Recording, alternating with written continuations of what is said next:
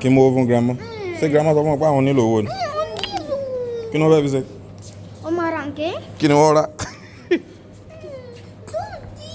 Kí ni? Tó bá dọ̀dọ̀ grandma kó fún grandma lówó tó bá fẹ́ fún ọ. Ṣé bí wọn náà lówó tó fi pamọ́ àbò lówó?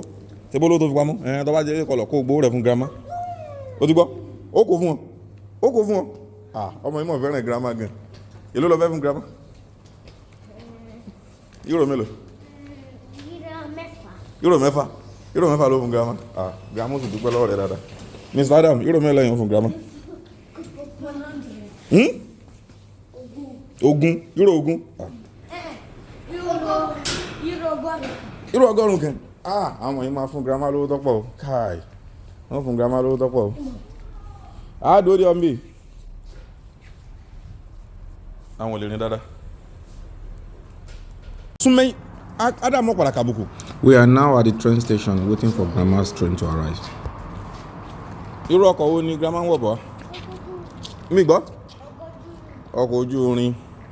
Alright, today was a match day for Yakubu. He's still playing against 4 different teams today, and he scored 2 beautiful goals. But unfortunately, he injured himself. So boys can't wait to see grandma as our train approaches. Continue watching this video to see how they intend to welcome grandma to Finland. The train is approaching and we can't wait to receive her. Grandma made the lengthy journey by herself from Manchester to Finland, and with the assistance of a close friend, she took the train from Helsinki to Turku. For the last 6 hours, she has been on the road and eagerly anticipated making her home. Since there was no crowding on the train, the conductor gave her permission to take the seat that was not designated for her in her ticket. We decided to separate into groups, checking the coaches. At the time,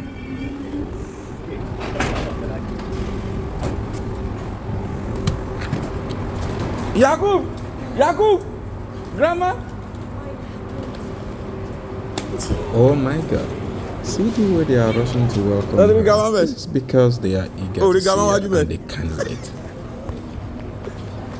This is lovely. Observing a moment like this makes me cry with happiness because I'm so delighted to see the kind of love that exists among them. Wow, even Yakub is running despite having injury.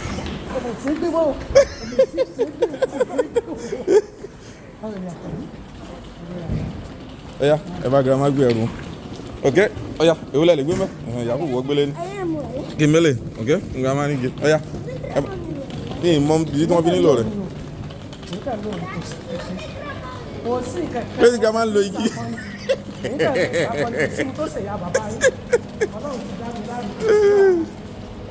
Zema. Yakub jẹ́ me gbé. Ẹsẹ̀ ń dùn náà jẹ́ me gbé. Jẹ́ me gbé. Bí o. Ẹ máa sọ. Ọlọ́gbà bọ́ọ̀lù ni.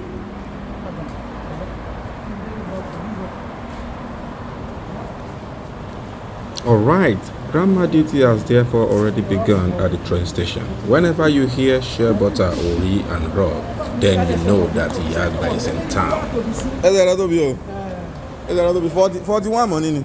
42. 42, okay. Bata bọ́ọ̀lù 42. Bata bọ́ọ̀lù 42. Ogun ẹ tó bí. Gbé kalẹ̀. A ní o gbé kalẹ̀. Ẹ máa sọ. Adam wanted grandma to ride the escalator first so that they can all make sure that she's okay.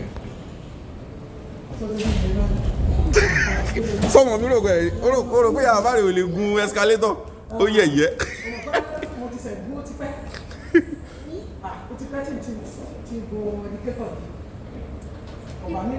Ó ní nígbà wo.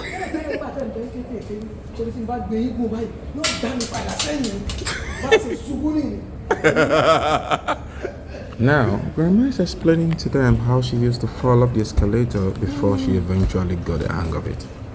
Hey man, Sanda.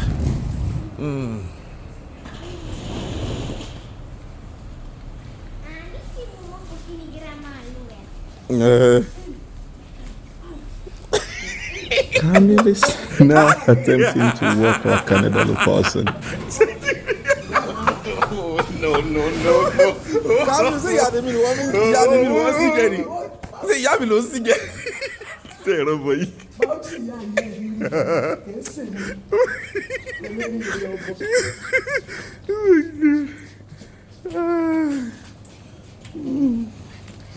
Yeah.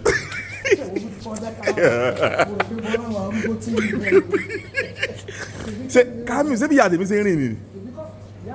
Kìí ṣe ìyá mi rìn báyìí. Ìyá tèmi rìn báyìí. Ṣé ìdọ́jọ́ alẹ́ kì í rìn bẹ́ẹ̀? Ìyá rẹ̀ ní oṣù tó jẹ́ ọgbà ìta rẹ̀. Sákùn bẹ́jẹ̀rẹ́. Ọgọ́rùn-ún kẹ ọdún. Gbọ́ kí ló wí? Ọmọ tó mélòó ẹ̀ grandma? Iye ọmọ ọdún ni bí bàbá rẹ̀. 40? Bí bàbá rẹ̀ pé ọmọ ọdún mélòó? Daddy, ọmọ tó mélòó grandma ni? Èmi ọmọ o.